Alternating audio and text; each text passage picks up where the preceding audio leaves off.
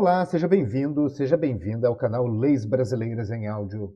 Hoje farei a leitura integral das súmulas de direito administrativo do STJ. Ao final do vídeo, se quiser pagar aquele cafezinho, faça isso se tornando membro do canal. Vai lá e confere. Direito administrativo. Súmula 12. Em desapropriação, são cumuláveis juros compensatórios e moratórios. Súmula 39.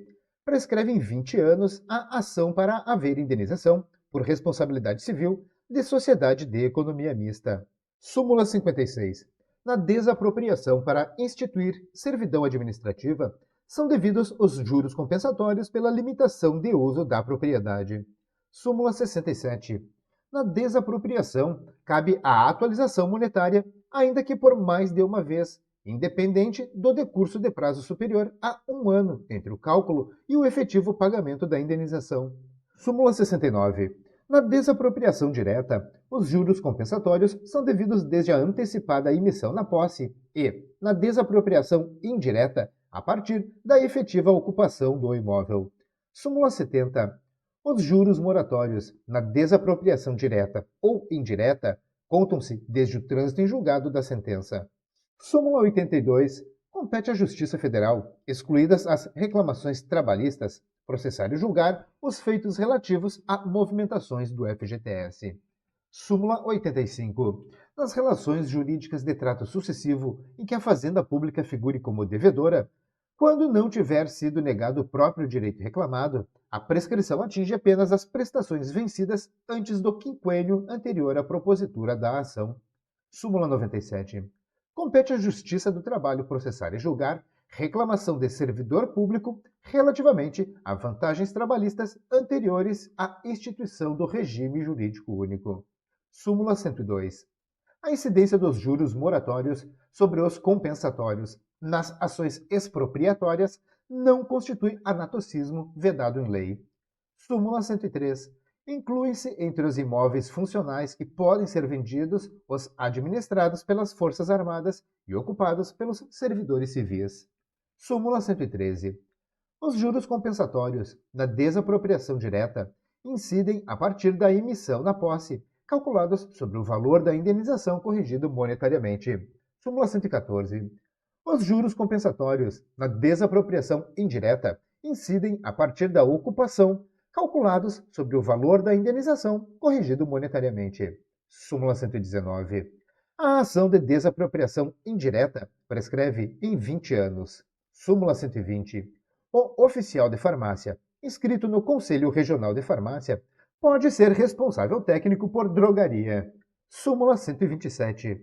É ilegal condicionar a renovação da licença de veículo ao pagamento de multa da qual o infrator não foi notificado. Súmula 131. Nas ações de desapropriação, incluem-se no cálculo da verba advocatícia as parcelas relativas aos juros compensatórios e moratórios devidamente corrigidas. Súmula 137. Compete à Justiça Comum Estadual processar e julgar ação de servidor público municipal pleiteando direitos relativos ao vínculo estatutário. Súmula 141. Os honorários de advogado em desapropriação direta são calculados sobre a diferença entre a indenização e a oferta, corrigidas monetariamente. Súmula 154. Os optantes pelo FGTS, nos termos da Lei nº 5.958 de 73, têm direito à taxa progressiva dos juros na forma do artigo 4º da Lei 5.107 de 66. Súmula 161. É da competência da Justiça Estadual autorizar o levantamento dos valores relativos ao PIS, PASEP e FGTS em decorrência do falecimento do titular da conta. Súmula 173. Compete à Justiça Federal processar e julgar o pedido de reintegração em cargo público federal, ainda que o servidor tenha sido dispensado antes da instituição do regime jurídico único. Súmula 210. A ação de cobrança das contribuições para o FGTS prescreve em 30 anos. Súmula 218. Compete à Justiça dos Estados processar e julgar ação de servidor estadual decorrente de direitos e vantagens estatutárias no exercício de cargo em comissão. Súmula 249. A Caixa Econômica Federal tem legitimidade passiva para integrar processo em que se discute correção monetária do FGTS. Súmula 252. Os saldos das contas do FGTS, pela legislação infraconstitucional, são corrigidos em 42,72% IPC, quanto às perdas de janeiro de 89 e 44,80% IPC, quanto às de abril de 1990.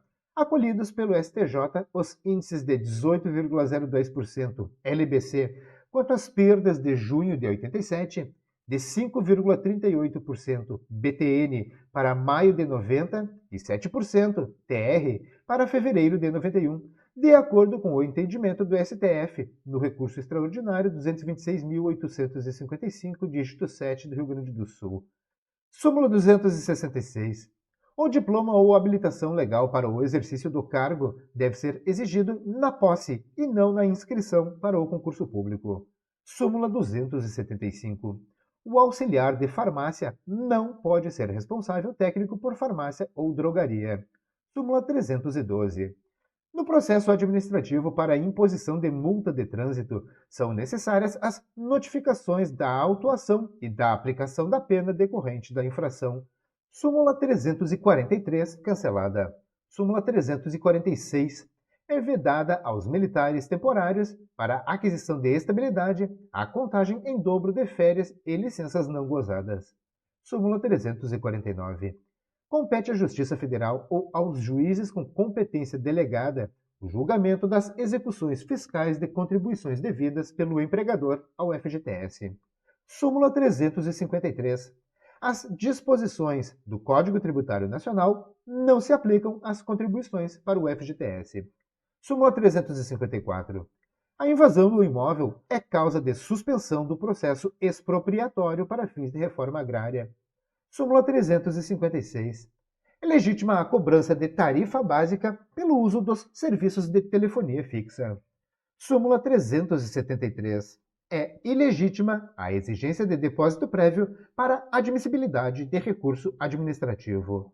Súmula 377.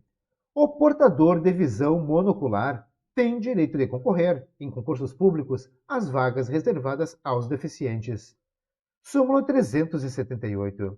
Reconhecido o desvio de função, o servidor faz jus às diferenças salariais decorrentes. Súmula 398. A prescrição da ação para pleitear os juros progressivos sobre os saldos de conta vinculada do FGTS não atinge o fundo de direito, limitando-se às parcelas vencidas. Súmula 407. É legítima a cobrança da tarifa de água fixada de acordo com as categorias de usuários e as faixas de consumo. Súmula 408, cancelada. Súmula 412. A ação de repetição de indébito de tarifas de água e esgoto sujeita-se ao prazo prescricional estabelecido no Código Civil. Súmula 413. O farmacêutico pode acumular a responsabilidade técnica por uma farmácia e uma drogaria ou por duas drogarias. Súmula 434. O pagamento da multa por infração de trânsito não inibe a discussão judicial do débito.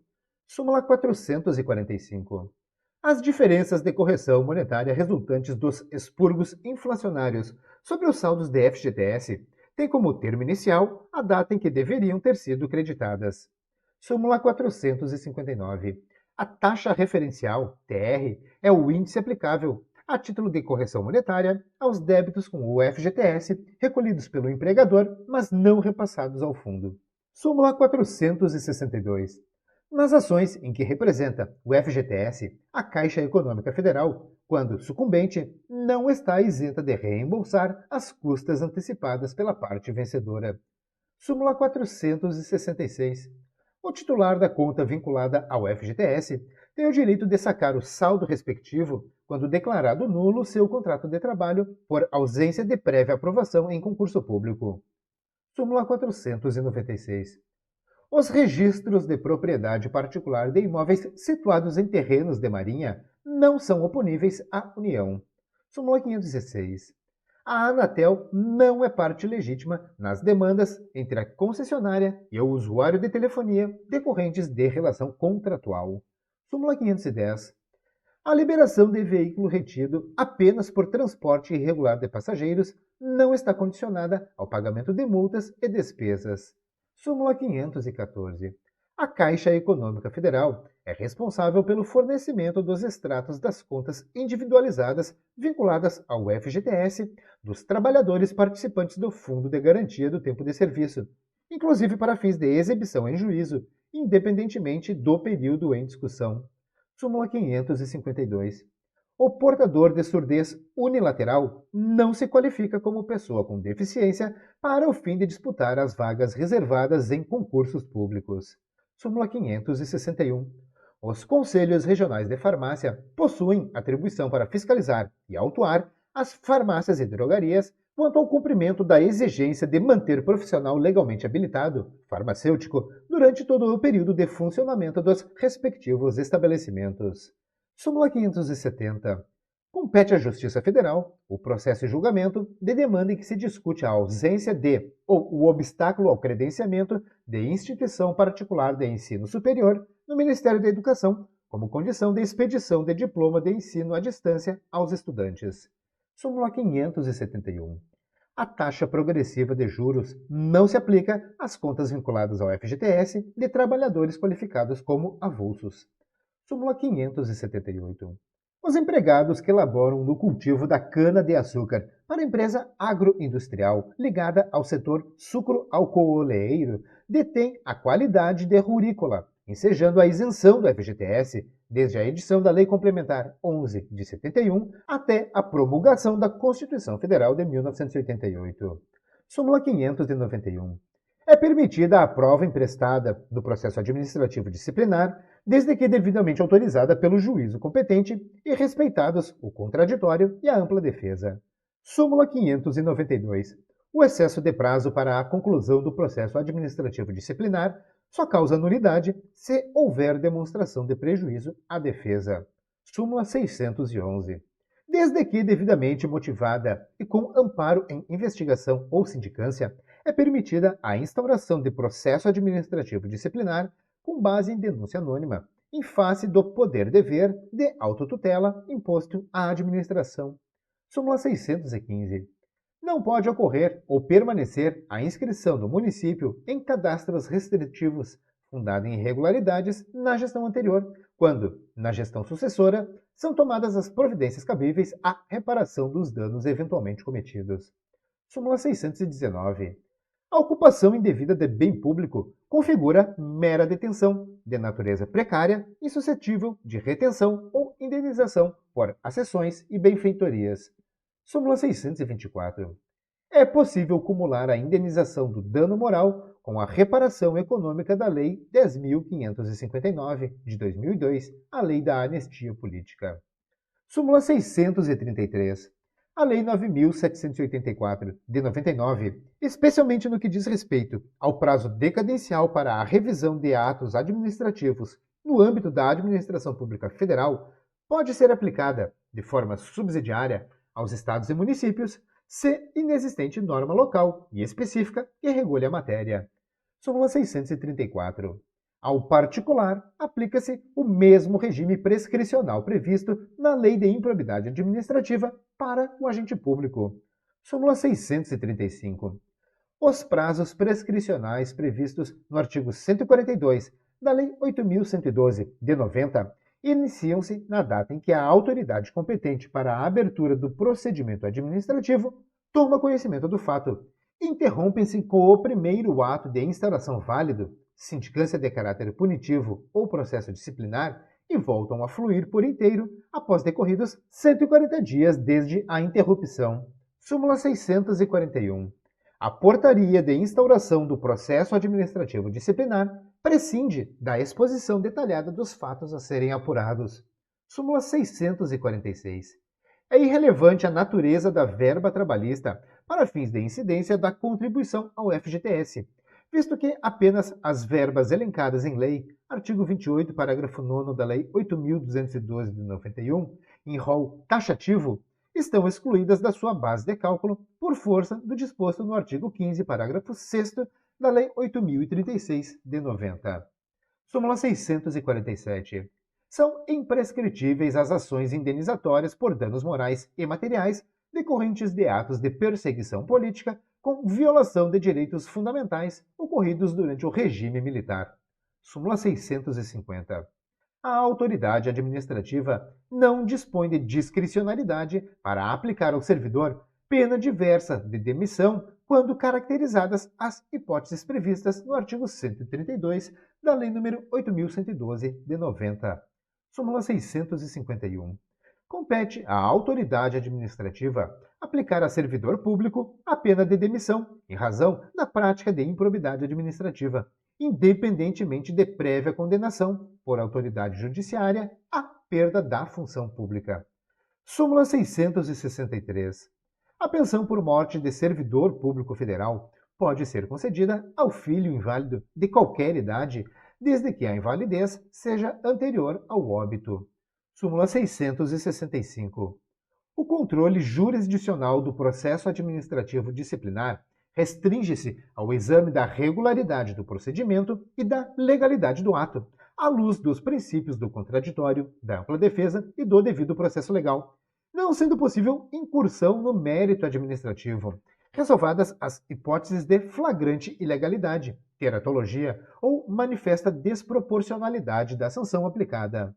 Súmula 672. A alteração da capitulação legal da conduta do servidor, por si só, não enseja a nulidade do processo administrativo disciplinar. Súmula 674. A autoridade administrativa pode se utilizar de fundamentação per relationem nos processos disciplinares. Falando em relação per relationem, está aqui no site do TJ, na capa do site do TJ, uma notícia que saiu do julgamento de um tema repetitivo relacionado a essa matéria, que a Corte Especial fixou tese, então, sobre o uso da fundamentação por referência, per relationem, em decisões judiciais. Em julgamento dos recursos repetitivos, tema 1306 do STJ, a Corte Especial do Superior Tribunal de Justiça fixou duas teses sobre o uso da fundamentação por referência, que falamos agora ali na última súmula, em decisões judiciais. Primeira, a técnica da fundamentação por referência, per relationem, é permitida desde que o julgador, ao reproduzir trechos de decisão anterior, documento e ou parecer como razões de decidir, enfrente a indique de forma sucinta as novas questões relevantes para o julgamento do processo, dispensada a análise pormenorizada de cada uma das relações ou provas. A segunda tese, a reprodução dos fundamentos da decisão agravada, como razões de decidir para negar provimento ao agravo interno, na hipótese do parágrafo 3º do artigo 1021 do Código de Processo Civil, o CPC, ou seja, quando entrou com o agravo de instrumento e foi decidido por decisão monocrática, ingressa com o agravo interno, então a reprodução do fundamento da decisão agravada como razão de decidir para negar provimento ao agravo interno, na hipótese do parágrafo 3º do 1021 do CPC, é admitida quando a parte deixa de apresentar argumento novo e relevante a ser apreciado pelo colegiado. Então está aí o julgamento do tema na sistemática dos recursos repetitivos, tema 1306, uso da fundamentação por referência. Eu encerro neste momento, então, a leitura das súmulas do STJ em direito administrativo. Eu espero mesmo que esse vídeo possa lhe ajudar de qualquer maneira. Se você gostou, curta e compartilhe à vontade. Não se esqueça, inscreva-se no canal e mostre seu apoio ao produtor do conteúdo. Se quiser me pagar um cafezinho como uma cortesia por este material, faça isso se tornando membro do canal. Vai lá e confere, como eu sempre digo, é o café mais barato que você vai encontrar por aí. Deixe aqui nos comentários as suas críticas e também elogios e sugestões para os próximos vídeos do canal. Como sempre, eu desejo a você sucesso e prosperidade na sua vida. Um forte abraço e até o próximo vídeo.